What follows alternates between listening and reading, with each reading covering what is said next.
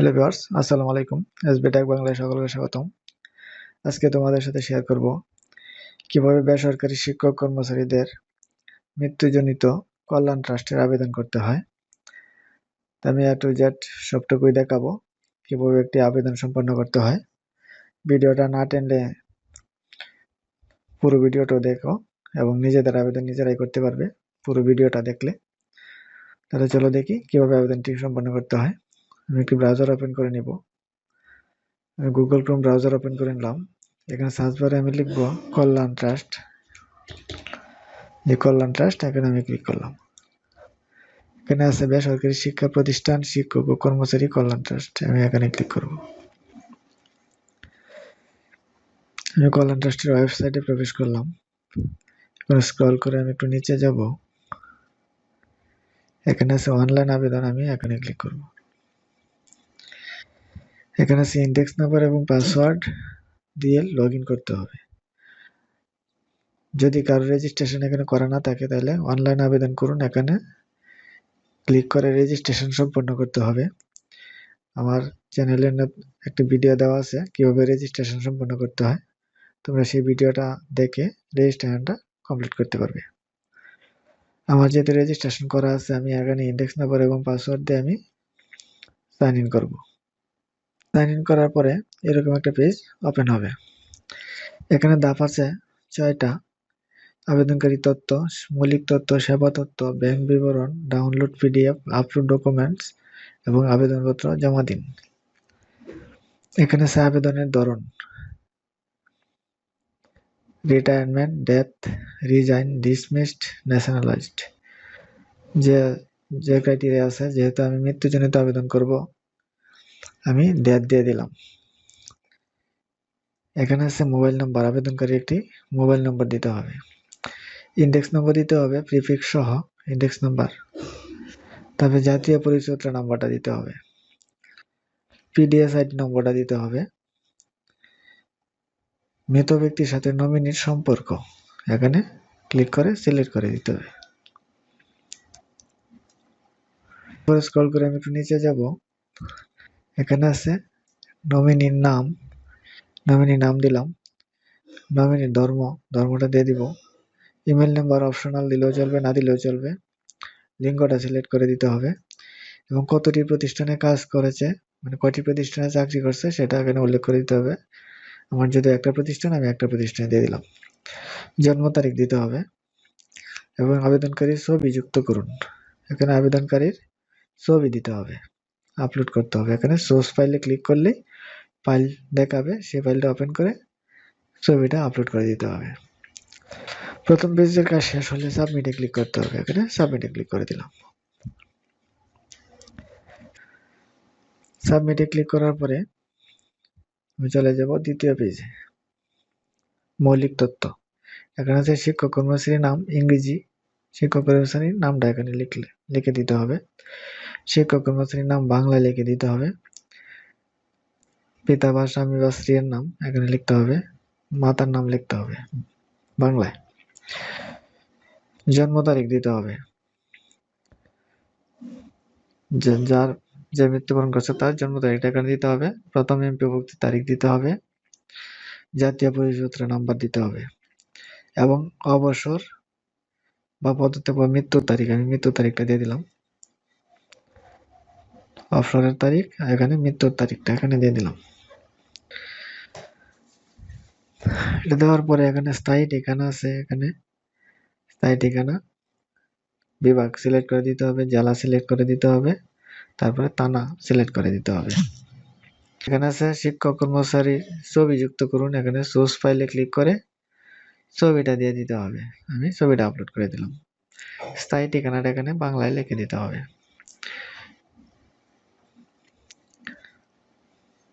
এতটুকু কাজ করার পরে সাবমিটে ক্লিক করতে হবে। দ্বিতীয় পেজের কাজ শেষ।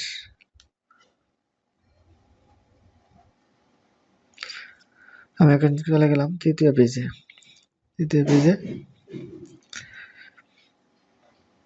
প্রতিষ্ঠানটা সিলেক্ট করে দিতে হবে, প্রতিষ্ঠান। তারপর বিভাগ সিলেক্ট করে দিতে হবে, জেলা, থানা।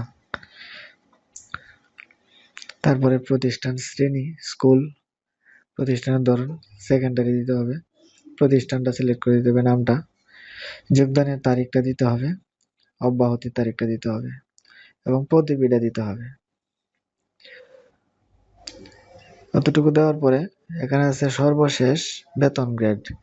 সর্বশেষ যে বেতন গ্রেডটা ছিল সেই গ্রেডটা এখানে লিখে দিতে হবে। তারপরে সর্বশেষ মূল বেতন কত ছিল এখানে দিতে হবে। সর্বশেষ উত্তোলিত মূল বেতন স্কেলটা দিতে হবে। মৃত্যুর সময় বেতনক্রম বা মূল বেতন এখানে দিতে হবে।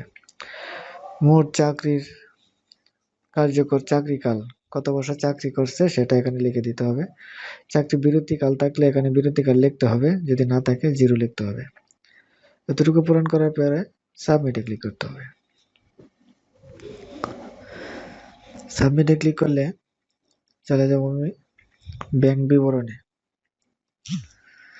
সাবমিটে ক্লিক করার পরে আমি চলে যাব 4র্থ পেজের ব্যাংক বিবরণে। এখানে আছে অ্যাকাউন্ট ফোল্ডারের নাম, অ্যাকাউন্ট ফোল্ডারের নামটা এখানে লিখতে হবে।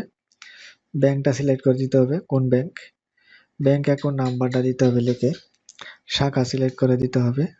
শাখা সিলেক্ট করলে রাউটিং নাম্বার অটোমেটিক আসবে।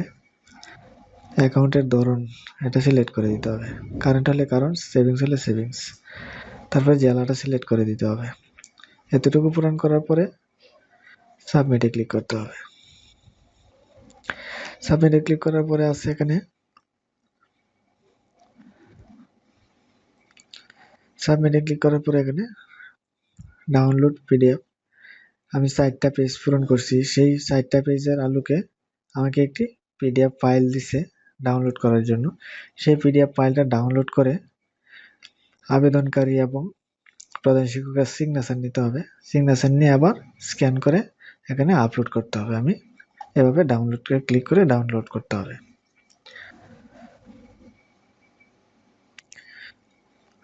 আমার ফাইলটা ডাউনলোড হয়ে গেছে।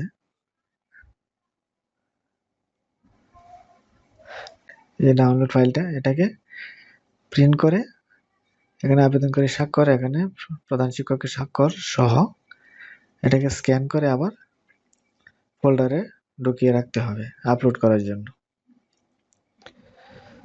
তারপর আমি নেক্সটে ক্লিক করব।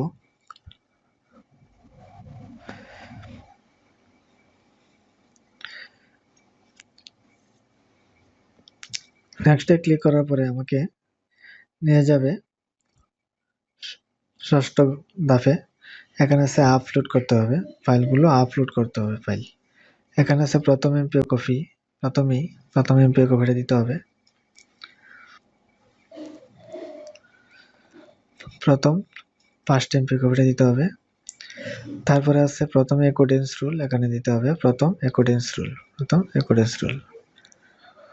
তারপরে আছে শেষ এমপিও, এখানে শেষ এমপিওটা দিতে হবে, শেষ এমপিও এবং শেষ অ্যাকর্ডেন্স রুল। শেষ অ্যাকর্ডেন্স রুলটা আমি দিয়ে দিলাম। তারপর প্রত্যয়নপত্র দিতে হবে, প্রধান শিক্ষকের প্রত্যয়নপত্র, প্রত্যয়নপত্রটা দিয়ে দিলাম। কতটুকু সাবমিট করা যায় করে দিলাম।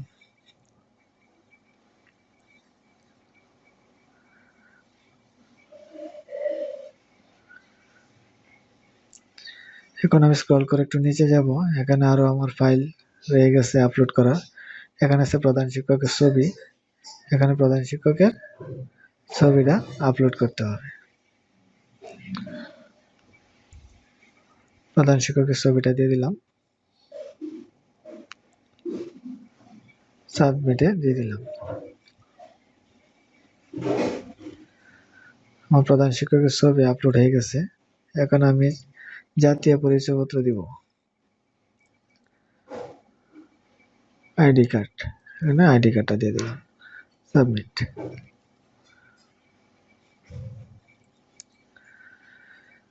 এখন আমি দিব ব্যাংক বিবরণী গত 6 মাসের ব্যাংকের তথ্য দিলাম, দিতে হবে ব্যাংক স্টেটমেন্ট, সাবমিটে দিলাম।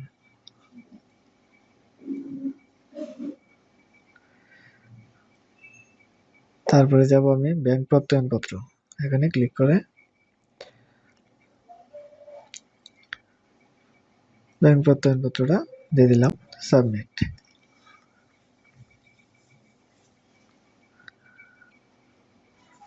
এখন আমি চলে যাব সচিবকে সভাপতির পত্র, এখানে ক্লিক করব। সচিব সভাপতি এটা দিয়ে দিলাম।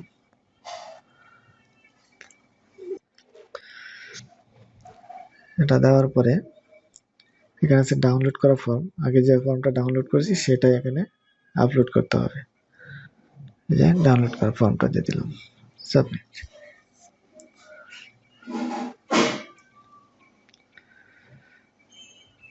তারপরে আছে কমিটি কর্তৃক গৃহীত সিদ্ধান্তপত্র, রেজুলেশনটা দিতে হবে এখানে। রেজুলেশনটা এখানে দিয়ে দিলাম।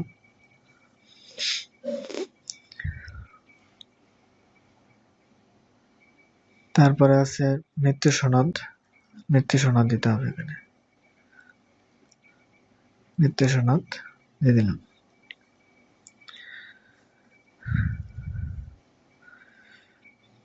মৃত্যু সনদ দেওয়ার পরে এখানে আছে উত্তরাধিকারী সার্টিফিকেট, মানে ওয়ারিশান সার্টিফিকেটটা এখানে দিতে হবে। ওয়ারিশান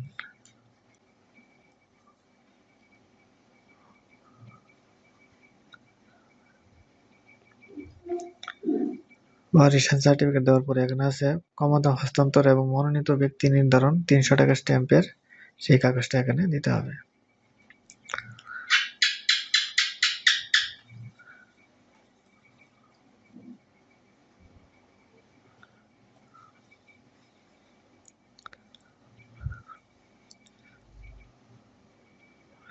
তারপরে আছে মনোনীত ব্যক্তির ব্যাংক সার্টিফিকেট,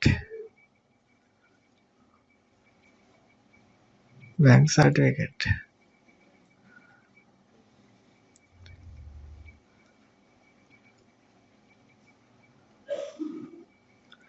তারপরে আছে মনোনীত ব্যক্তির অ্যাকাউন্ট বিবৃতি, ব্যাংক স্টেটমেন্ট যেটা।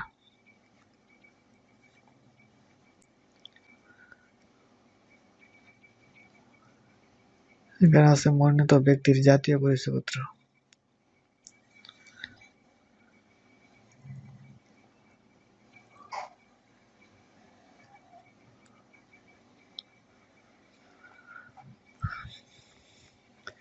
এখানে আছে আবেদনপত্র জমা দিন।